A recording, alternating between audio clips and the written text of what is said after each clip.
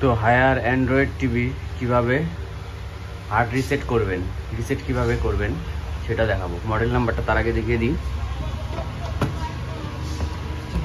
Model নাম্বারটা LE32K7200GA। তো এটার ফ্যাক্টরি রিসেট করব আমরা।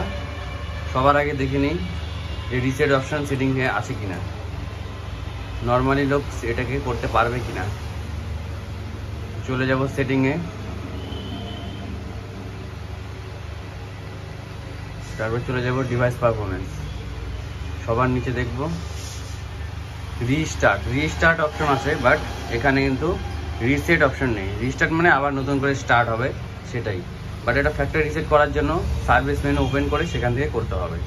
সেটার জন্য আমরা কি করব, চলে যাব লাইভ টিভিতে, যে কোনো একটা ইনপুট সিলেক্ট করে নিব, কম্পোজিট হোক, HDMI হোক, যে কোনো কিছু। তারপরে আমি পেস্ট করব মেনু পেস্ট করে চলে যাব অ্যাডভান্স সেটিংসে গিয়ে আমরা লেফট আপ রাইট করব, লেফট আপ রাইট। চলে আসলো ফ্যাক্টরি রিসেট মেনু। এখানে আমরা কি করব, ফ্যাক্টরি রিসেট অপশন আছে,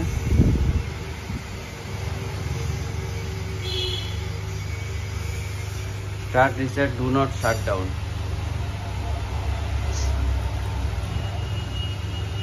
ওয়েট করতে বলছে, দেন ফ্যাক্টরি রিসেট হয়ে গেল।